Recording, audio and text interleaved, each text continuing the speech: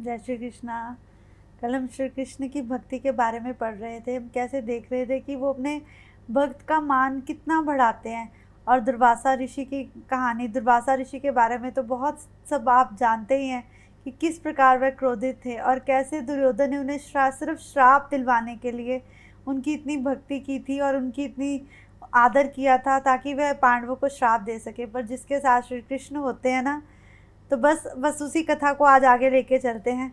भगवान द्रौपदी से कहते हैं कि आज जगत के भी जीव तृप्त हो गए हैं। भगवान दुर्वासा और अन्य 10,000 संत सभी तृप्त हो गए। युधिष्ठिर ने जाते हुए ब्राह्मणों को रोकने की आज्ञा दी। भीम संतों को बुलाने गया तो वहां वे सब तृप्ति भरे डकार ले रहे थे। वे भोजन ना करने के लिए बार बार कहते जा रहे थे। वे कहते, हमारा मन, हमारा तन तो आज पूर्ण रूप से तृप्त हो रहा है, हम तो भोजन ग्रहण ही नहीं कर सकते। दुर्वासा ने सोचा, ये काम तो श्री कृष्ण का ही हो सकता है। उन्होंने भीम से पूछा कि कहीं द्वारका से श्री कृष्ण आए हैं? तो भीम ने कहा, हाँ, वह तो कब से आए हैं और बैठे द्रौपदी के साथ बात कर रहे हैं। दुर्वासा मेरे गुरु हैं, सो मैं आज उन्हें अपने हाथों से भोजन कराऊंगा। कृष्ण ऐसा कह रहे हैं। दुर्वासा ने कहा कि कृष्ण मेरे गुरु के भी गुरु हैं, मैं उनका गुरु नहीं हूँ।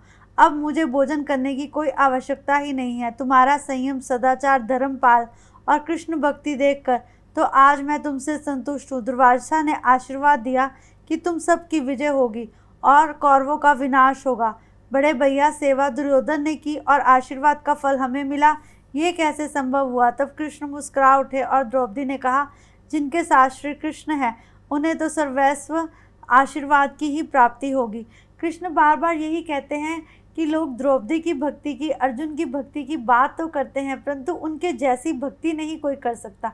वो हर बात में श्री कृष्ण को याद करते थे और हर वो कार्य करते थे। वो लोग संतों की सेवा करते थे, वो परोपकार करते थे, वो सबके साथ अच्छे थे। वो एक ऐसे इंसान थे जिन्होंने शायद अपने में कभी पाप नहीं किया होगा। शंकर स्वामी जी कहते हैं कि यदि जीव और ब्रह्म ना हो तो श्री कृष्ण पत्तों का प्रशासन करे और दुर्वासा तृप्त हो। ऐसा कैसे हो सकता है? जीव और ईश्वर में भेद आभास मात्र है, तत्व तो एक ही है। भगवान के स्वदागमन और यदुवंश के विनाश का समाचार सुनकर युधिष्ठिर ने स्वर्गारोहण का निश्चय किया। परीक्षित को राज सिंहासन दे दिया। पांडवों ने द्रौपदी को साथ लेकर स्वर्गारोहण के लिए हिमालय की दिशा में प्रस्थान किया। केदारनाथ में उन्होंने भगवान शिव जी की पूजा की।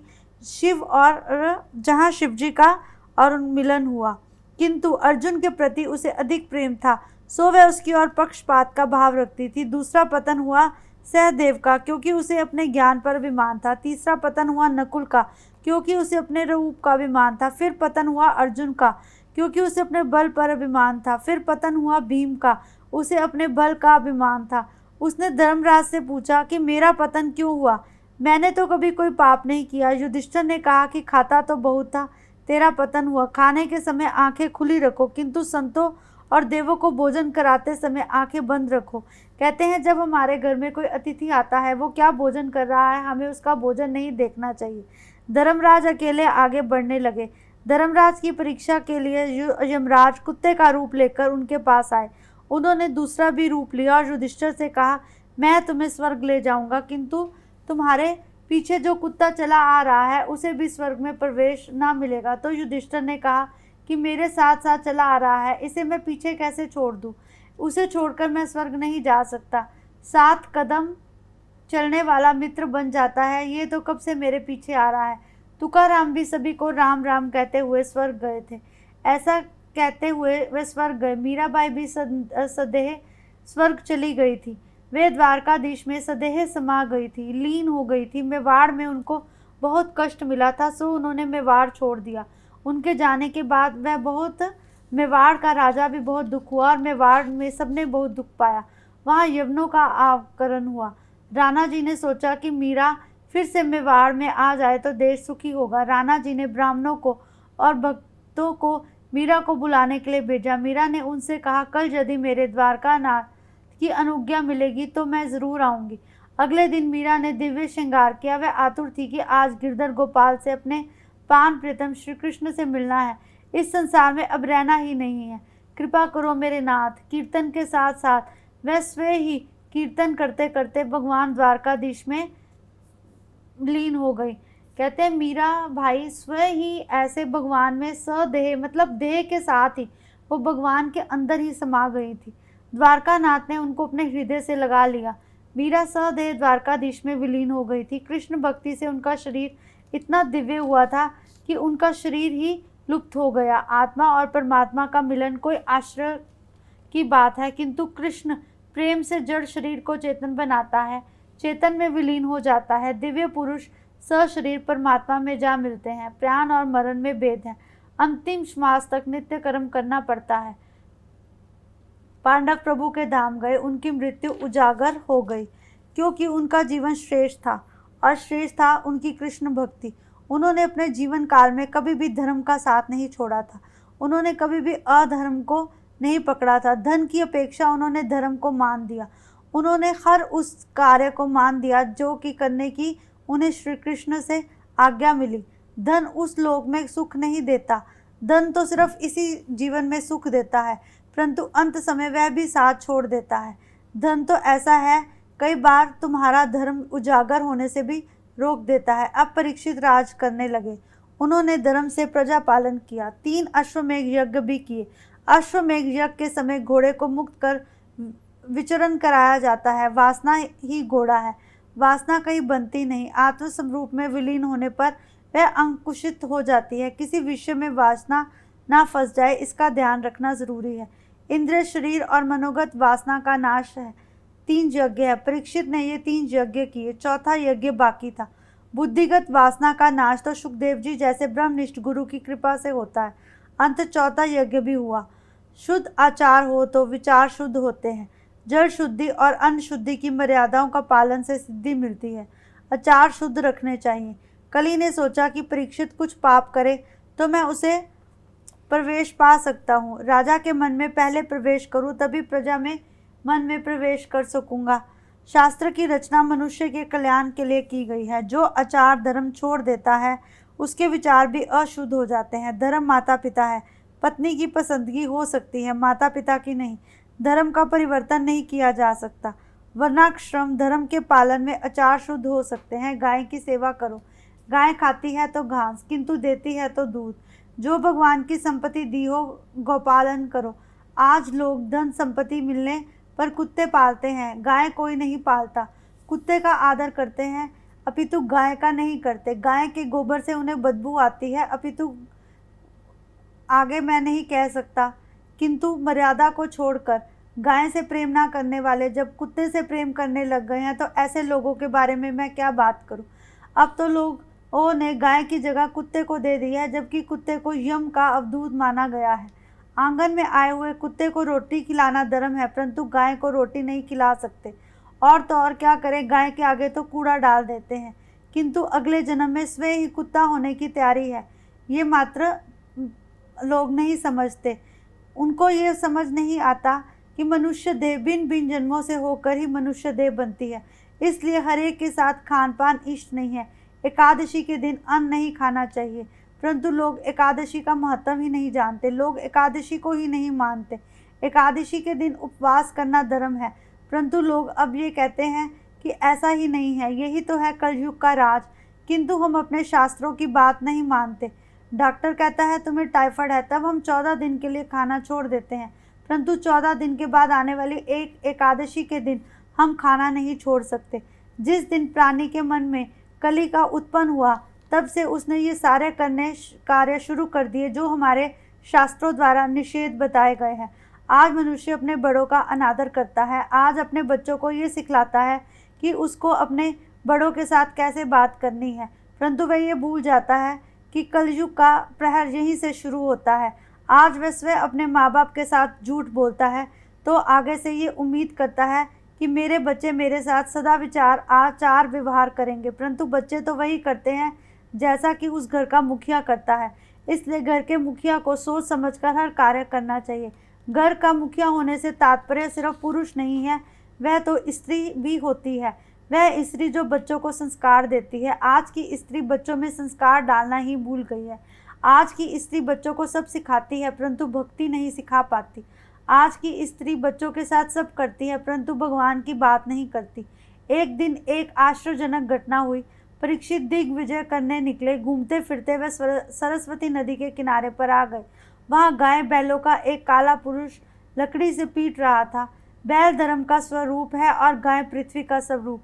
बैल की आंखों से आंसू बह रहे थे। धर्म स्वरूप बैल से उससे रोने का कारण पूछा।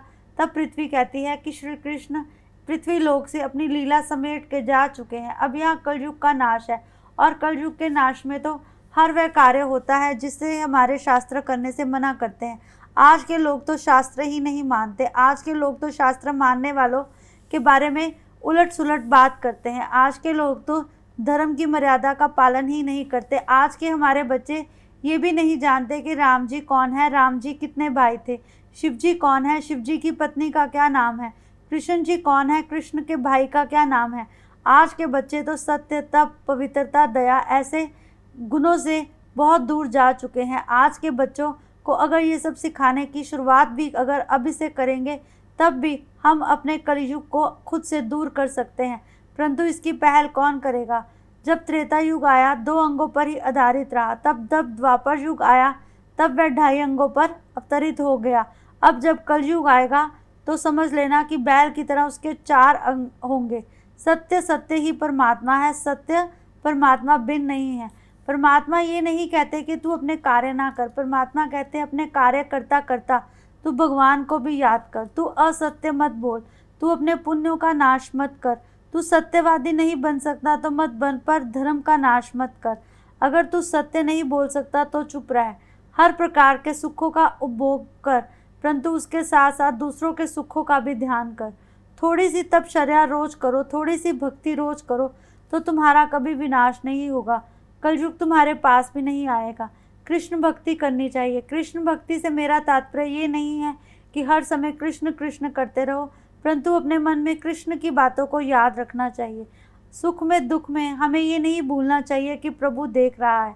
जब हम कोई पाप करते हैं हम ये भूल जाते हैं, परंतु उसी मृत्यु के समय हम कहते हैं कि प्रभु तू हमें लेने आ। तो प्रभु हमें लेने कैसे आएंगे? पवित्रता, कलयुग में पवित्रता ही कहाँ रही है? हर तरफ पवित्रता नष्ट हो गई है। वस्त्रों के दाग तो मिट सकते हैं, परंतु किसी की आत्मा को दिया गया दाग कभी नहीं मिटता। आज बेटी और बहू में बहुत अंतर हो गया है। बेटी के दुख तो माँ को व्यापते हैं, परंतु वह ये भूल जाती है कि वही आंसू जब एक बहू की आंख से बहते हैं तो वह उसे कितना दुख देते हैं। आज की माँ ये भूल गई है कि वह क्या कार्य कर रही है। आज की माता तो अपने पुत्र को सब कुछ मानती है, परंतु वही अपने घर में रह रही बेटी समान बहू का आदर नहीं करती। यही तो कलयुग का सबसे प्रहर भिन्न है।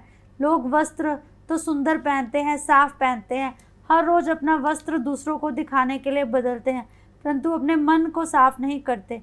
किंतु मृत्यु के बाद भी जो साथ जाने वाला हमारा मन है, जो हमारी आत्मा है, उसके बारे में नहीं सोचते। अगर कोई ऐसी बातें करता है तो वह कहते हैं कि ये पिछड़ी जाति का है। आज के लोग अधर्मी का साथ देते हैं, परंतु धर्मी का साथ छोड़ देते हैं। जिस तरह कपड़ों को स्वच्छ रखते हैं, उसी तरह अगर हम अपने मन को स्वच्छ करें तो हमारा बहुत कुछ उद्धार हो सकता है। ये मत भूलो कि अंत समय वृद्धावस्था नहीं आएगी। अंत समय वृद्धावस्था सब पर आती है, परंतु अगर वह वृद्धावस्था सही रूप से कट जाए, तुम्हारे बच्चे वृद्धावस्था में तुम्हारा साथ दे, तुम्हें कोई पानी पूछने वाला हो, तो समझ लेना कि तुम्हारी भक्ति सदा ही जग गई। आज का मनुष्य किसी का मन दुखाने से पहले नहीं सोचता। आज का मनुष्य मुंह से आग की तरह गोलियां निकालता है। श्रुति कहती है जो केवल अपने लिए अन्न पकाता है वह अन्न नहीं पाप है। जो स्वयं खाना और अपने बच्चों को खाना खिलाता है, ऐसे मनुष्य की क्या बात करें। कहते हैं हमें दिन में कम से कम 2 लोगों को ज़रूर खाना खिलाना चाहिए। हमें आए गए अतिथि का मान करना चाहिए। हम कुछ ना कर सके तो जो लोग हमारा खाना खाने में, हमारी कमाई में, हमारा साधना में हमारा साथ देते हैं, ऐसे लोगों को हमें हमेशा आदर करना चाहिए। हमें घर में आए दुश्मन को भी अच्छी तरह से खाना परोसना चाहिए। उस समय हमें हमारे मन में कुलीन विचार नहीं लाने चाहिए। हमें हमारे मन में कुलीन विचार नहीं लाने चाहिए। अगर कोई हमें बहुत दुख देता है तो हमें उसे प्रभु पर छोड़ देना चाहिए। हो सकता है पिछले जन्म में हमने भी उसे बहुत दुख दिया हो। कई बार हम ये भूल जाते हैं कि पिछले जन्म में हम क्या कार्य करके आए हैं। प्रभु बार बार हमें यही याद दिलाते हैं कि धर्म का पालन कर। लक्ष्मी चंचल है, वह किसी के पास नहीं टिकती। याद रखो, आज अगर तुम्हारे पास है तो कल कहीं और भी जाएगी। हो सकता है तुम्हारे युवावस्था में तुम्हारे पास बहुत सी लक्ष्मी हो, परंतु वृद्धावस्था में क्या वो लक्ष्मी तुम्हारा साथ देगी? अगर वो बुद्धि ही तुम्हारे पास से हर ली जाएगी तो लक्ष्मी का क्या करोगे? वृद्धावस्था में इंसान का मन कोमल हो जाता है, उसकी बुद्धि उसका साथ छोड़ देती है, उसके कान सुनने की शक्ति खो देते हैं, उसकी टांगें चलने की शक्ति खो देती हैं, उसके हाथ चीज़ पकड़ने की शक्ति खो देते हैं, उसकी जुबान उसका साथ छोड़ देती है। ऐसे समय में केवल एक मन ही है, वो भी अगर तूने दूसरों का मन आहत किया है तो तेरा मन भी तेरा साथ नहीं देगा। प्रभु कहते हैं, पहले मैं ये देखता हूँ कि कौन कितनी बार किसका मन आहत करता है। कई बार कौन हमारे मुंह से निकले शब्दों की वजह से रोता है, ये हम भूल जाते हैं।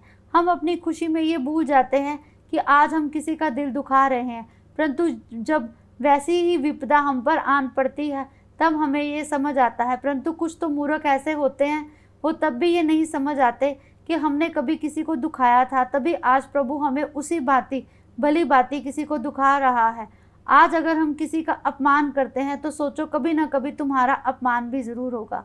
बस इसी तरह ना प्रभु कलयुग के बारे में बातें कर रहे हैं और मुझे लगता है कि ये शायद ना सच में ही सब कुछ सच है और इतना इसमें सरल तरीके से लिखा गया है ना कि एक बार मुझे लगता है सुनना चाहिए। जब हम बार बार ये चीज़ें सुनते हैं ना, मन में कहीं ना कहीं कुछ छोटी छोटी बातें तो ज़रूर असर कर जाती हैं। आगे मुझे और किसी का नहीं पता, बस जो लोग सुन रहे हैं मेरे साथ जुड़े हैं उन सबके लिए जय श्री कृष्णा।